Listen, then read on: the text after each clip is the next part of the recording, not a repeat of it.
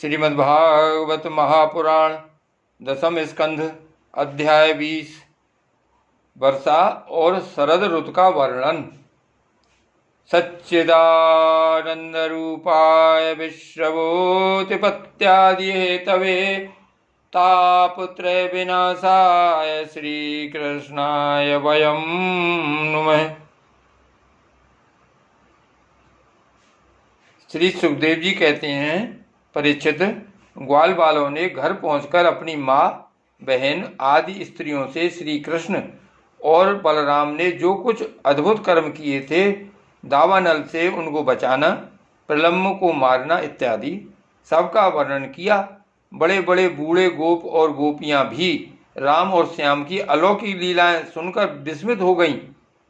वे सब ऐसा मानने लगे कि श्री कृष्ण और बलराम के वेश में कोई बहुत बड़े देवता ही ब्रज में पधारे हैं। इसके बाद वर्षा ऋतु का शुभागमन हुआ। इस ऋतु में सभी प्रकार के प्राणियों की बढ़ती हो जाती है। उस समय सूर्य और चंद्रमा पर बार बार प्रकाश में मंडल बैठने लगे। बादल, वायु, चमक, कड़क आदि से आकाश क्षुब्ध सा दिखने लगा। आकाश में नीले और घने बादल घिर जाते, बिजली कौंधने लगती, बार बार गड़गड़ाहट सुनाई पड़ती। सूर्य, चंद्रमा और तारे ढके रहते। इससे आकाश की ऐसी शोभा होती जैसे ब्रह्म स्वरूप होने पर भी गुणों से ढक जाने पर जीव की होती है।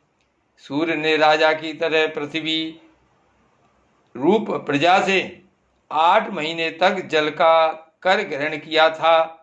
अब समय आने पर वे अपने किरणकरों से फिर उसे बांटने लगे। जैसे दयालु पुरुष जब देखते हैं कि प्रजा बहुत पीड़ित हो रही है, तब वे दया परवश होकर अपने जीवन प्राण तक निछावर कर देते हैं, वैसे ही बिजली की चमक से शोभायमान घनघोर बादल तेज हवा की प्रेरणा से प्राणियों के कल्याण के लिए अपने जीवन स्वरूप जल को बरसाने लगे। जेठ आषाढ़ की गर्मी से पृथ्वी सूख गई थी। अब वर्षा के जल से सींचकर वह फिर हरी भरी हो गई। जैसे सकाम भाव से तपस्या करते समय पहले तो शरीर दुर्बल हो जाता है, परंतु जब उसका फल मिलता है तब हष्ट पुष्ट हो जाता है। वर्षा के सायंकाल में बादलों से घना अंधेरा छा जाने पर ग्रह और तारों का प्रकाश तो नहीं दिखलाई पड़ता, परंतु जुगनू चमकने लगते हैं। जैसे कलयुग में पाप की प्रबलता हो जाने से पाखंड मतों का प्रचार हो जाता है और वैदिक संप्रदाय लुप्त हो जाते हैं। जो मेढक पहले चुपचाप सो रहे थे, अब वे बादलों की गरज सुनकर टर टर करने लगे। जैसे नित्य नियम से निवृत्त होने पर गुरु के आदेशानुसार ब्रह्मचारी लोग वेद पाठ करने लगते हैं। छोटी छोटी नदियां जो जेठ आषाढ़ में बिल्कुल सूखने को आ गई थीं, वे अब उमड़ घुमड़ कर अपने घेरे से बाहर बहने लगीं। जैसे अजितेंद्रिय पुरुष के शरीर और धन संपत्तियों का कुमार्ग में उपयोग होने लगता है। पृथ्वी पर कहीं कहीं हरी हरी घास की हरियाली थी, तो कहीं कहीं वीर बहुटियों की लालिमा और कहीं कहीं बरसाती छत्तों सफेद कुकुरमुत्तों के कारण वह सफेद मालूम देती थीं। इस प्रकार उसकी ऐसी शोभा हो रही थी मानो किसी राजा की रंग बिरंगी सेना हो। सब खेत अनाजों से भरे पूरे लहलहा रहे थे। उन्हें देखकर किसान तो हमारे आनंद के फूले न समाते थे, परंतु सब कुछ प्रारब्ध के अधीन है, यह बात न जानने वाले धनियों के चित्त में बड़ी जलन हो रही थी कि अब हम इन्हें अपने पंजे में कैसे रख सकेंगे। नए बरसाती जल के सेवन से सभी जलचर और थलचर प्राणियों की सुंदरता बढ़ गई थी। जैसे भगवान की सेवा करने से बाहर और भीतर के दोनों ही रूप सुघड़ हो जाते हैं। वर्षा ऋतु में हवा के झोंकों से समुद्र एक तो यूं ही उत्ताल तरंगों से युक्त हो रहा था, अब नदियों के संयोग से वह और भी क्षुब्ध हो उठा। ठीक वैसे ही जैसे वासना युक्त योगी का चित्त विषयों का संपर्क होने पर कामनाओं के उभार से भर जाता है। मूसलाधार वर्षा की चोट खाते रहने पर भी पर्वतों को कोई व्यथा नहीं होती थी। जैसे दुखों की भरमार होने पर भी उन पुरुषों को किसी प्रकार की व्यथा नहीं होती जिन्होंने अपना चित्त भगवान को ही समर्पित कर रखा है। जो मार्ग कभी साफ नहीं किए जाते थे वे घास से ढक गए और उनको पहचानना कठिन हो गया। जैसे जब द्विजाति वेदों का अभ्यास नहीं करते तब कालक्रम से वे उन्हें भूल जाते हैं। यद्यपि बादल बड़े लोकोपकारी हैं, फिर भी बिजलियां उनमें स्थिर नहीं रहती। ठीक वैसे ही जैसे चपल अनुराग वाली कामनी स्त्रियां गुणी पुरुषों के पास भी स्थिर भाव से नहीं रहती। आकाश मेघों के गर्जन तर्जन से भर रहा था, उसमें निर्गुण बिना डोरी के इंद्रधनुष की वैसी ही शोभा हुई जैसी सतुरज आदि गुणों के क्षोभ से होने वाले विश्व के बखेड़े में निर्गुण ब्रह्म की। यद्यपि चंद्रमा की उज्जवल चांदनी बादलों का पता चलता था, फिर भी उज्जवल चांदनी से बादलों का पता चलता था, फिर भी उन बादलों ने ही चंद्रमा को ढककर शोभाहीन भी बना दिया था। ठीक वैसे ही जैसे पुरुष के आभास से आभासित होने वाला अहंकारी उसे ढककर प्रकाशित नहीं होने देता। बादलों के शुभागमन से मोरों का रोम रोम खिल रहा था। वे अपनी कुहक और नृत्य के द्वारा आनंदोत्सव मना रहे थे। ठीक वैसे ही जैसे गृहस्थी के जंजाल में फंसे हुए लोग जो अधिकतर तीनों तापों से जलते और घबराते रहते हैं, भगवान के भक्तों के शुभागमन से आनंद मग्न हो जाते हैं। जो वृक्ष जेठ आषाढ़ में सूख गए थे वे अब अपनी जड़ों से जल पीकर पत्ते फूल तथा डालियों से खूब सज धज गए। जैसे सकाम भाव से तपस्या करने वाले पहले तो दुर्बल हो जाते हैं, परंतु कामना पूरी होने पर मोटे तगड़े हो जाते हैं। परीक्षित, तालाबों के तट कांटे, कीचड़ और जल के भाव के कारण प्रायः अशांत ही रहते थे, परंतु सारस एक क्षण के लिए भी उन्हें नहीं छोड़ते थे। जैसे अशुद्ध हृदय वाले विषयी पुरुष काम धंधों की झंझट से कभी छुटकारा नहीं पाते, फिर भी घरों में ही पड़े रहते हैं। वर्षा ऋतु में इंद्र की प्रेरणा से मूसलधार वर्षा होती है। इससे नदियों के बांध और खेतों की बेड़ें फूट जाती हैं।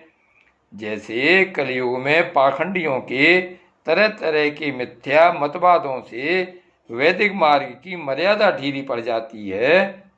वायु की प्रेरणा से घने बादल प्राणियों के लिए अमृत में जल की वर्षा करने लगते हैं। जैसे ब्राह्मणों की प्रेरणा से धनी लोग समय समय पर दान के द्वारा प्रजा की अभिलाषाएं पूर्ण करते हैं। वर्षा ऋतु में वृंदावन इसी प्रकार शोभायमान और पके हुए खजूर तथा जामुनों से भर रहा था। उसी वन में विहार करने के लिए श्याम और बलराम ने ग्वाल बाल और गौओं के साथ प्रवेश किया। गौएं अपने थनों के भारी भार के कारण बहुत ही धीरे धीरे चल रही थीं। जब भगवान श्री कृष्ण उनका नाम लेकर पुकारते तब वे प्रेम परवश होकर जल्दी जल्दी दौड़ने लगती। उस समय उनके थनों से दूध की धारा गिरती जाती थी। भगवान ने देखा कि वनवासी भील और भीलनियाँ आनंद मग्न हैं। वृक्षों की पंक्तियाँ मधुधारा उड़ेल रही हैं। पर्वतों से झरझर करते हुए झरने झर रहे हैं। उनकी आवाज़ बड़ी सुरीली जान पड़ती है और साथ ही वर्षा होने पर छिपने के लिए बहुत सी गुफाएं भी हैं। जब वर्षा होने लगती तब श्री कृष्ण कभी किसी वृक्ष की गोद में या खोडर में जा छिपते, कभी कभी किसी गुफा में ही जा बैठते और कभी कंदमूल फल खाकर ग्वाल बालों के साथ खेलते रहते। कभी जल के पास ही किसी चट्टान पर बैठ जाते और बलराम जी तथा ग्वाल वालों के साथ मिलकर घर से लाया हुआ दही भात, दाल, साग आदि के साथ खाते। वर्षा ऋतु में बैल, बछड़े और थनों के भारी भार से थकी हुई गौएं थोड़ी ही देर में भरपेट घास चर लेती और हरी हरी घास पर बैठकर ही आंख मूंद कर जुगाली करती रहती। वर्षा ऋतु की सुंदरता अपार थी। वह सभी प्राणियों को सुख पहुंचा रही थी। इसमें संदेह नहीं कि वह ऋतु गाय, बैल, बछड़े सबके सब भगवान की लीला के ही विलास थे। फिर भी उन्हें देखकर भगवान बहुत प्रसन्न होते और बार बार उनकी प्रशंसा करते। इस प्रकार श्याम और राम बड़े आनंद से ब्रज में निवास कर रहे थे। इसी समय वर्षा बीतने पर शरद ऋतु आ गई। अब आकाश में बादल नहीं रहे, जल निर्मल हो गया, वायु बड़ी धीमी गति से चलने लगी। शरद ऋतु में कमलों की उत्पत्ति से जलाशयों के जल ने अपनी सहज स्वच्छता प्राप्त कर ली। ठीक वैसे ही जैसे योग भ्रष्ट पुरुषों का चित्त फिर से योग का सेवन करने से निर्मल हो जाता है। शरद ऋतु ने आकाश के बादल, वर्षा काल के बड़े बड़े जीव, पृथ्वी की कीचड़ और जल के मटमैलेपन को नष्ट कर दिया। जैसे भगवान की भक्ति ब्रह्मचारी, गृहस्थ, वानप्रस्थ और सन्यासियों के सब प्रकार के कष्टों और अशुभों का झटपट नाश कर देती है। बादल अपने सर्वस्व जल का दान करके उज्ज्वल कांति से सुशोभित होने लगे। ठीक वैसे ही जैसे लोक परलोक, स्त्री पुत्र और धन संपत्ति संबंधी चिंता और कामनाओं का परित्याग कर देने पर संसार के बंधन से छूटे हुए परम शांत सन्यासी शोभायमान होते हैं। अब पर्वतों से कहीं कहीं झरने झरते थे और कहीं कहीं वे अपने कल्याणकारी जल को नहीं भी बहाते थे। जैसे ज्ञानी पुरुष समय पर अपने अमृत में ज्ञान का दान किसी अधिकारी को ही कर देते हैं और किसी किसी को नहीं भी करते। छोटे छोटे गड्ढों में भरे हुए जल के जलचर यह नहीं जानते कि इस गड्ढे का जल दिन पर दिन सूखता जा रहा है। जैसे कुटुंब के भरण पोषण में भूले हुए मूढ़ यह नहीं जानते कि हमारी आयु क्षण क्षण क्षीण हो रही है। थोड़े जल में रहने वाले प्राणियों को शरतकालीन सूर्य की प्रखर किरणों से बड़ी पीड़ा होने लगी। जैसे अपनी इंद्रियों के बस में रहने वाले कृपण एवं दरिद्र कुटुंबी को तरह तरह के ताप सताते ही रहते हैं। पृथ्वी धीरे धीरे अपना कीचड़ छोड़ने लगी और घास पात धीरे धीरे अपनी कचाई छोड़ने लगे। ठीक वैसे ही जैसे विवेक संपन्न साधक धीरे धीरे शरीर आदि अनात्म पदार्थों से यह मैं हूँ और यह मेरा है, यह अहंता और ममता छोड़ देते हैं। शरद ऋतु में समुद्र का जल स्थिर, गंभीर और शांत हो गया। जैसे मन के निसंकल्प हो जाने पर आत्माराम पुरुष कर्म कांड का झमेला छोड़कर शांत हो जाता है। किसान खेतों की मेड़ मजबूत करके जल का बहना रोकने लगे। जैसे योगी जन अपनी इंद्रियों को विषयों की ओर जाने से रोककर प्रत्याहार करके उनके द्वारा क्षीण होते हुए ज्ञान की रक्षा करते हैं। शरद ऋतु में दिन के समय बड़ी कड़ी धूप होती, लोगों को बहुत कष्ट होता, परंतु चंद्रमा रात्रि के समय लोगों का सारा संताप वैसे ही हल लेते। जैसे देहाभिमान से होने वाले दुख को ज्ञान और भगवत विरह से होने वाले गोपियों के दुख को श्री कृष्ण नष्ट कर देते हैं। जैसे वेदों के अर्थ को स्पष्ट रूप से जानने वाला सद्गुणी चित्त अत्यंत शोभायमान होता है, वैसे ही शरद ऋतु में रात के समय मेघों से रहित निर्मल आकाश तारों की ज्योति से जगमगाने लगा। परीक्षित, जैसे पृथ्वी तल में युद्धबंसियों के बीच यदुपति भगवान श्री कृष्ण की शोभा होती है, वैसे ही आकाश में तारों के बीच पूर्ण चंद्रमा सुशोभित होने लगा। फूलों से लदे हुए वृक्ष और लताओं से होकर बड़ी ही सुंदर वायु बहती। वह न अधिक ठंडी होती और न अधिक गर्म।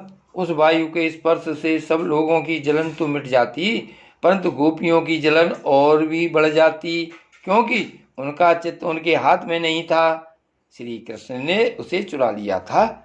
शरद ऋतु में गौएं, हरनियां, चिड़ियां और नारियां ऋतुमती संतानोत्पत्ति की कामना से युक्त हो गईं तथा सांड, हरिण, पक्षी और पुरुष उनका अनुसरण करने लगे। ठीक वैसे ही जैसे समर्थ पुरुष के द्वारा की हुई क्रियाओं का अनुसरण उनके फल करते हैं। परीक्षित, जैसे राजा के शुभागमन से डाकू, चोरों के सिवा और सब लोग निर्भय हो जाते हैं, वैसे ही सूर्योदय के कारण कुमुदिनी, कुई या कोई के अतिरिक्त और सभी प्रकार के कमल खिल गए। उस समय बड़े बड़े शहरों और गांवों में नव अन्नप्रसान और इंद्र संबंधी उत्सव होने लगे। खेतों में अनाज पक गए और पृथ्वी भगवान श्री कृष्ण तथा बलराम जी की उपस्थिति से अत्यंत सुशोभित होने लगी। साधना करके सिद्ध हुए पुरुष जैसे समय आने पर अपने देव आदि शरीरों को प्राप्त होते हैं, वैसे ही वैश्य, सन्यासी, राजा और स्नातक जो वर्षा के कारण एक स्थान पर रुके हुए थे, वहां से चलकर अपने अपने अभीष्ट काम काज में लग गए। श्री गोवर्धन नाथ की जय। श्री कृष्ण कन्हैया लाल की जय।